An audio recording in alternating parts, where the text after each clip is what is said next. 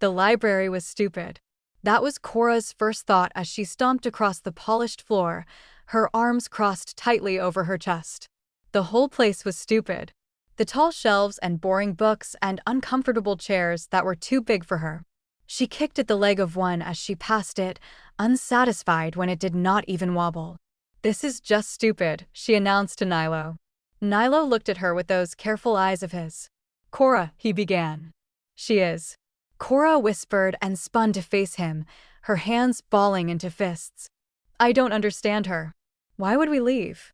Not only is this castle bigger than Aunt Laurie's, but Mommy clearly loves Daddy still." "Agreed on both counts," Nilo said. "But Mother looks sad sometimes," he said softly. Cora paused, some of the heat leaving her. She did not want her mother to be sad. She just thought her mother was determined to be sad, which was totally different and much stupider. "She wouldn't be if we were all a family again," Cora said finally, lifting her chin. Nilo opened his mouth to respond, but the library door opened and both children turned. Their father walked in. Relief flooded through Cora immediately. "Daddy." She started toward him, but something made her stop in her tracks. He did not smile, didn't open his arms. He just stood there in the doorway with a face that was completely neutral. "Do we have to leave?" Cora asked, her voice smaller than she wanted it to be. "Please say we don't have to leave." "I don't want to go. Can you talk to Mother?" Their father was quiet for a long moment, just looking at them. Then he sighed. "Actually, children, I think it would be best if you left." Cora froze. She looked at Nilo. Nilo stared back at her, his face pale. "What do you mean, Daddy?" Cora asked slowly. His face remained blank, expressionless in a way that made her stomach twist. "Court is no place for you, that's all. You know I'm about to get married to the love of my life." Something in Cora's chest loosened. "You're remarrying, Mom," she exclaimed. "That's great," Nilo said, his face lighting up for the first time since they had entered the library. Their father's face fell. Not in disappointment, something else. Something that looked almost angry. "No," he said flatly. "I'm marrying Countess Emiline Doves." Cora blinked. "Who?" she asked. "That lady who follows Daddy around," Nilo said quietly to her. Cora's nose wrinkled. "The maid?" "She's not a maid," their father snapped, his face twisted in anger. "She's my dearest friend. My one true ally. The woman I love." Cora turned to Nilo, confused. "Surely he's joking, right?" Nilo looked uncertain, his brow furrowing. "But father, you don't love Lady Emiline like you love Mother, you said so yourself." He took a cautious step forward, his eyes widened. "No, I did not," he protested. "Yes, you did," Cora said, her voice rising. "You told us Mother was your true love. That you never forgot her. That you wanted us to be a family again." She could still see it clearly in her memory. Her father kneeling down to their level just days ago. His eyes bright and sincere as he told them about their mother. How much he missed her and how he had never stopped loving her.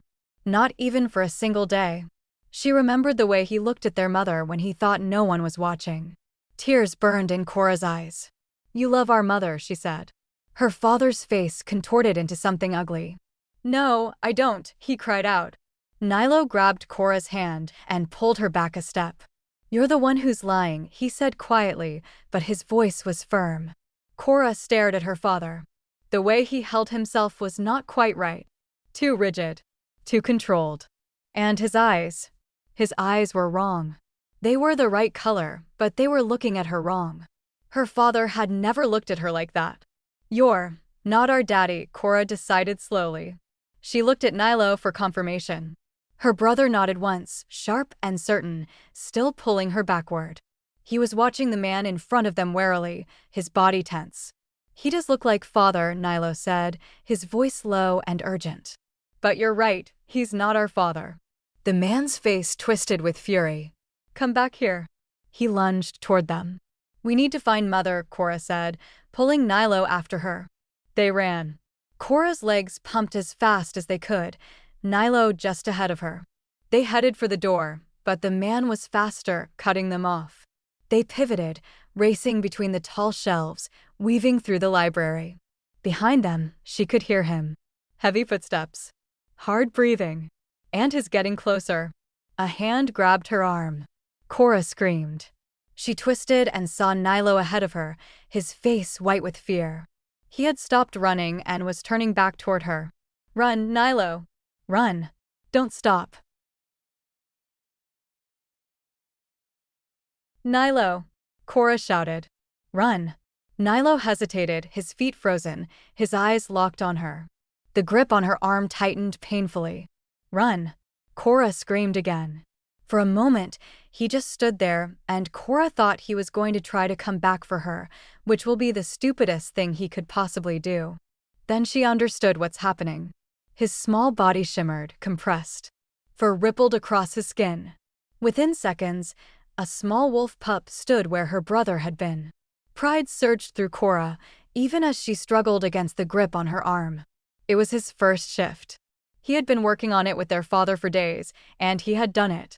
That's it, Nilo, she shouted. Keep the pace. Don't turn back. Shut up. The man's hand clamped over her mouth, cutting off her words.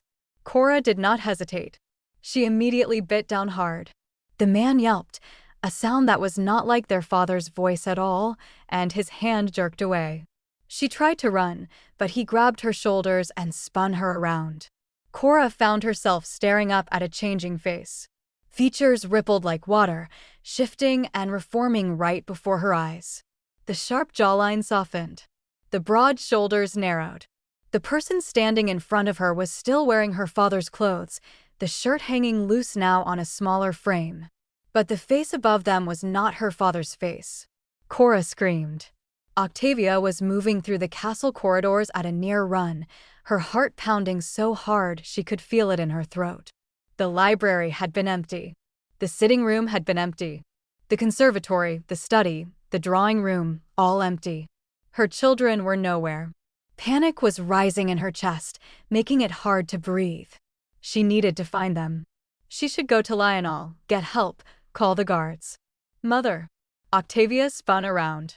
Nilo stood at the end of the hallway, his small chest heaving like he had been running. His face was pale, his eyes too wide. Nilo. Relief flooded through her so intensely, her knees went weak. She rushed toward him. Where's your sister? Where's Cora? Come quick. Nilo grabbed her hand and pulled, his small fingers tight around hers. Cora's in trouble. Octavia's blood went cold. What? Nilo, sweetheart, let me call the guards. No. Nilo's voice came out sharp, panicked. He pulled harder on her hand. We can't. They can't be trusted. I don't know who's in on it, but the guards can't help. We're all in danger.